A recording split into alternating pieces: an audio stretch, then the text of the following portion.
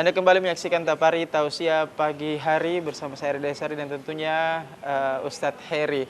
Ya, Tabik tadi dilanjutkan. Iya. Sudah sejauh mana? Sudah Iya. sampai di mana tausiahnya nih Baik, ke pemirsa? Silakan. pemirsa Tausiah Pagi Hari Net Sulsel dimanapun berada. Nah, jadi terkait tadi kan saya sebutkan 5, baru 4 ada saya sebutkan ya, keutamaan orang yang menuntut ilmu. Tapi di sini saya sebenarnya bukan membatasi keutamaan ya, bukan cuma 5, ada banyak sekali keutamaan orang yang menuntut ilmu. Nggak akan selesai segmennya ini kalau nggak cukup maksudnya gitu ya, kalau mau dibahas semuanya. Paling tidak tadi 4 ya.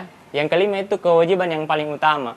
Talabul ilmi faridatun ala kulli muslim wal muslimat. Jadi menuntut ilmu itu kewajiban bagi setiap muslim. Nah, makanya bahkan Imam Asy-Syafi'i pernah mengatakan seperti ini. Talabul ilmi afdalu min salatin nafilah. Menuntut ilmu itu bahkan lebih utama daripada sekadar sholat sunnah. Nah, kenapa? Karena orang nggak mungkin bisa mengerjakan semua ibadah atau ibadah soleh sekecil apapun. Orang itu nggak bisa mengerjakan itu kalau dia nggak punya ilmunya. Makanya kemudian kita melihat di mana-mana itu, di tempat, di sebuah tempat, dimanapun itu, di sebuah negeri gitu ya, desa, kampung.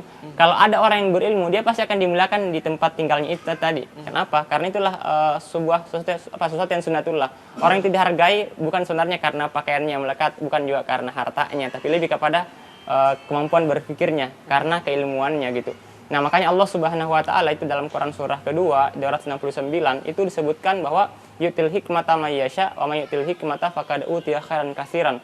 Allah itu akan berikan hikmah atau ilmu kepada siapa yang dikehendaki oleh Allah, dan siapa yang diberikan ilmu itu maka orang itu telah diberikan kebaikan yang sangat banyak sekali. Makanya misalnya sekarang ada namanya Bill Gates gitu ya.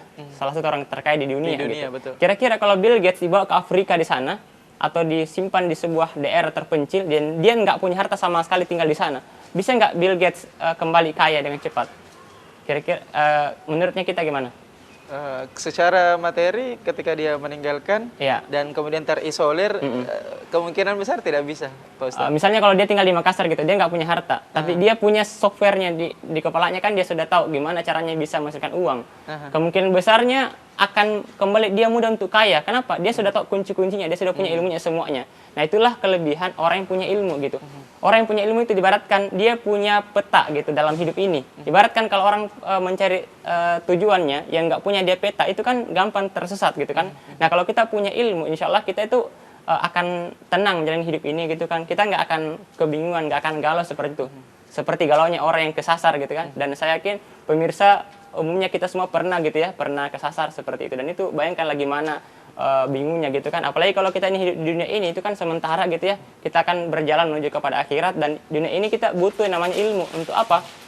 Untuk kita bisa menjalani kehidupan ini dengan baik dan benar seperti itu. Nah, mungkin seperti itu.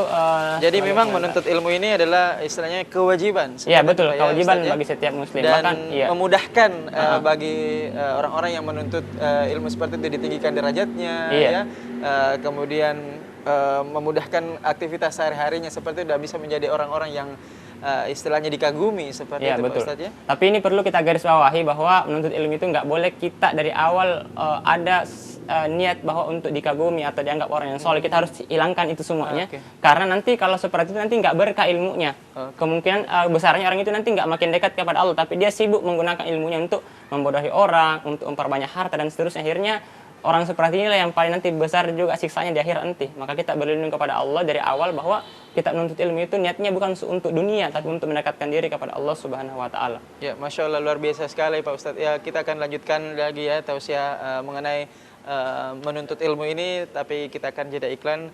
Pemirsa setia Net TV Sulsel, kita akan kembali usaha jeda berikut ini. Tetaplah bersama kami di Tapari Tausiah Pagi Hari.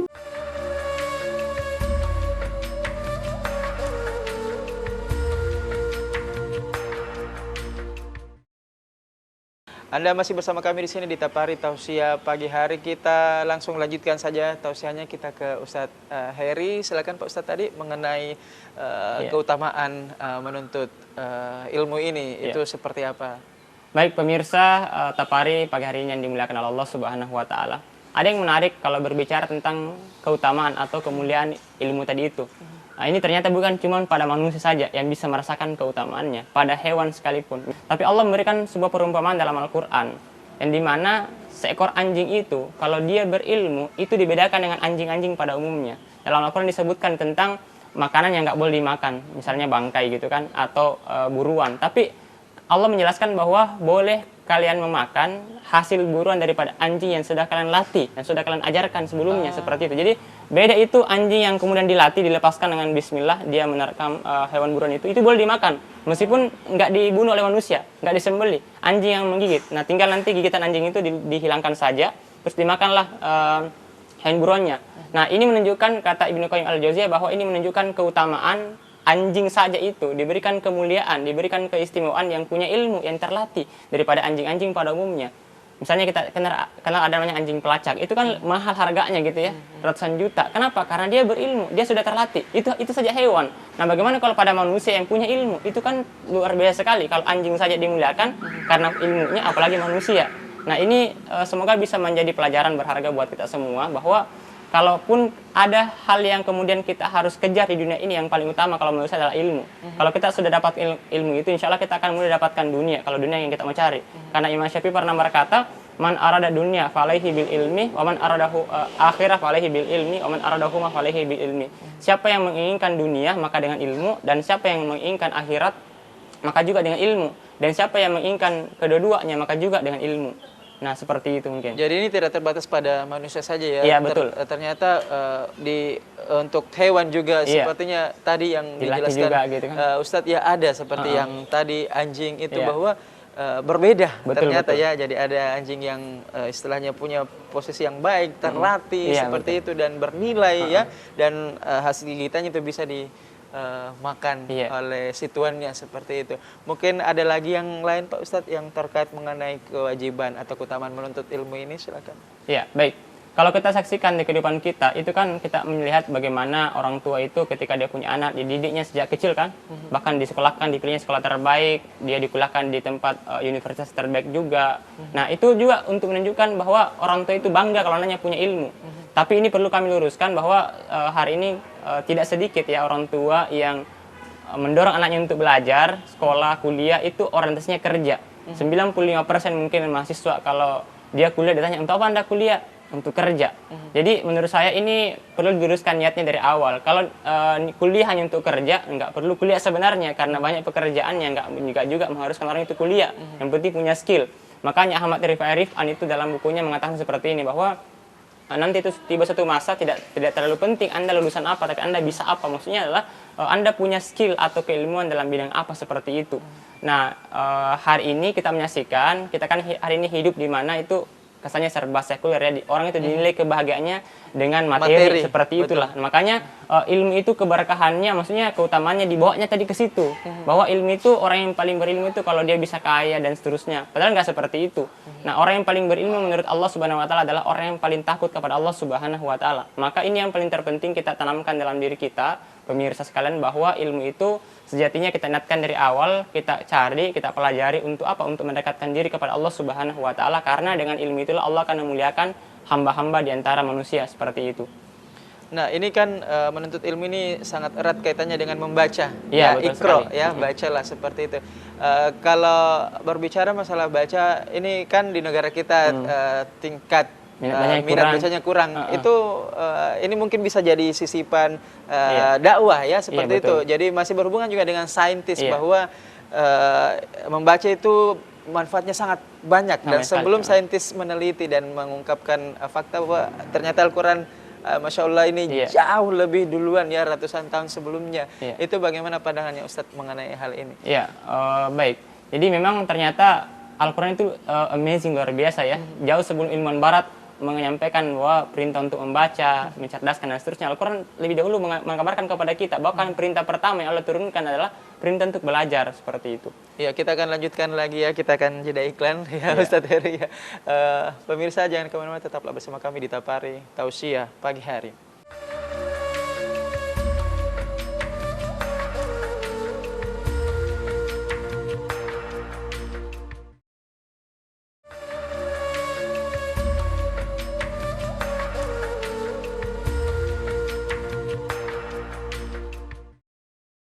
Kita tiba di segmen terakhir pemirsa dalam Tapari Tausiah Pagi Hari bersama Ustadz Heri. Tapi lanjutkan tadi penjelasannya Ustadz mengenai pandangan tentang Iqra ini. Ya, baik.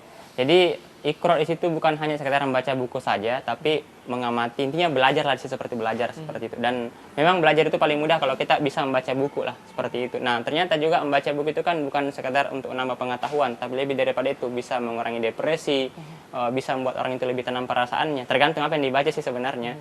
Nah, kalau teman-teman ada yang sering merasa galau-galau, saran saya perbanyaklah membaca gitu ya. Membaca buku-buku yang memotivasi, itu insya Allah bisa mengubah suasana hatinya, karena orang itu kan biasanya dipengaruhi sikapnya daripada apa yang dia baca, apa yang dia dengarkan, pikirannya seperti itulah. Nah, jadi kalau teman-teman ada yang merasa malas baca buku, paling tidak usahakan bawa aja buku kemana-mana, itu cara paling mudahnya. Bawa aja buku kemana-mana, simpan buku di tempat Anda sering lihat lah, di meja makan, di meja tempat dekat tempat tidur seperti itu. Nah, itu terkait mungkin buku tadi ya. Jadi ini juga bisa meningkatkan minat baca ya, Iya, setiap betul. orang, setiap individu, supaya bisa lebih kolektif lagi dan bisa menyeluruh ke negara kita Iya, seperti betul, itu ya. Jadi istilahnya memancing ya, Pak Ustadz. Iya. Mungkin mengenai tema kita mungkin bisa disimpulkan. Iya. Silakan ke pemirsa. Baik, pemirsa Tapari, Net Sulsel dimanapun berada. Jadi tadi kita sampaikan tentang keutamaan menuntut ilmu itu ada 5. Yang pertama tadi itu, nah ini tidak terlalu mungkin lagi. Yang pertama adalah kewajiban yang paling utama. Yang kedua, ditinggikan derajat di sisi Allah Subhanahu Wa Taala. Yang ketiga, menjadi pewaris para nabi. Yang keempat, mendapatkan kebaikan yang sangat banyak sekali. Kemudian yang kelima, berpeluang mendapatkan amal yang tidak terputus, amal jariah. Maka kita harus mengajar keutamaan ilmu tadi ini. Sayang sekali kalau kita hidup, kita enggak kemudian punya salah satu amal yang istimewa di sisi Allah Subhanahu Wa Taala. Paling tidak kita punya ilmu yang kita bisa amalkan ke siapapun. Dan di sini enggak mesti ilmu agama ya, tapi segala ilmu yang bermanfaat, yang kalau itu diamalkan dan bermanfaat buat manusia yang lainnya, maka itu menjadi amal jariah buat orang yang mengamalkan pertama kali, seperti itu. Nah, makanya para pemirsa dimanapun berada, kalau kita sebagai orang tua, maka paling tidak kita didiklah anak kita untuk menjadi orang-orang yang ahli ilmu, orang-orang yang memiliki keutamaan dengan ilmu tadi itu. Kalau kita orang yang sudah tua mungkin kan nggak sempat lagi mungkin banyak belajar karena fokus menafkahi anak, keluarga dan seterusnya. Ya tidak apa-apa, digunakanlah harta itu untuk mendidik anak-anak untuk menuntut ilmu. Kalau teman-teman yang usia muda gitu ya, coba kurangilah. Saya nggak katakan jangan main game ya, kurangilah main gamenya. Dulu, alhamdulillah saya nggak lagi suka main game ya, nggak sama sekali gitu ya. Dulu waktu SMA masih biasa main game, itu saya pikir-pikir, kalau saya main game tiap hari, itu apa yang saya dapatkan setelah 5 tahun saya main game? Apakah saya makin soleh, makin taat gitu kan? Nggak juga gitu ternyata gitu kan. Nggak ada juga sekarang kantor yang atau perusahaan yang mencari orang ahli game kan, nggak juga begitu kan. Nah akhirnya saya pikir-pikir, itu nggak bermanfaat buat saya, nggak produktif lah seperti itu. Beda kalau saya banyak membaca, saya banyak menghafal dan seterusnya, itu bisa bermanfaat untuk umat lah seperti itu. Bisa lebih dekat kepada Allah Subhanahu Wa Taala. Maka dari sekarang coba kita perhatikan kesibukan kita itu untuk apa sih sebenarnya, keseharian kita, apakah kesibukan kita lebih banyak untuk ilmu, untuk produktif atau hal-hal yang nggak produktif seperti itu. Iya, baik Ustadz, mungkin terakhir ya, pesan-pesan terhadap umat Islam yang ada di rumah, silahkan. Ya, baik pemirsa Tapari dimanapun berada, ya semoga dengan apa yang tadi kami sampaikan di awal itu bisa menjadi motivasi bagi kita semuanya untuk lebih semangat untuk kemudian mempelajari agama Allah Subhanahu Wa Taala, mempelajari ilmu-ilmu syar'i lah seperti itu. Kenapa? Karena sekali lagi kita nggak bisa dengan beribadah kepada Allah dengan baik dan benar kalau kita nggak punya ilmunya. Dan pekerjaan semudah apapun itu kita nggak pernah bisa mengerjakannya kalau kita nggak tahu ilmunya. Nah makanya semoga kita semua mulai hari ini lebih semangat untuk menuntut ilmu, lebih semangat untuk belajar seperti itu. Belajar apapun, segala hal yang bermanfaat, tidak membatasi diri daripada ilmu-ilmu agama saja seperti itu. Harus diimbangi ilmu dunia dan ilmu akhirat. Itu mungkin Iya, Masya Allah, luar biasa sekali. Terima kasih Ustadz atas tausiahnya pada pagi hari ini. Terima kasih sudah ada di Net TV Sulsel mengenai tadi tema kita, kewajiban dan keutamaan menuntut ilmu, seperti itu. Demikian perbincangan kita, tausiah ya, tepatnya pemirsa, yang dibawakan oleh Ustadz Heri Al-Fatih. Assalamualaikum warahmatullahi wabarakatuh dan sampai jumpa di episode Tapari selanjutnya.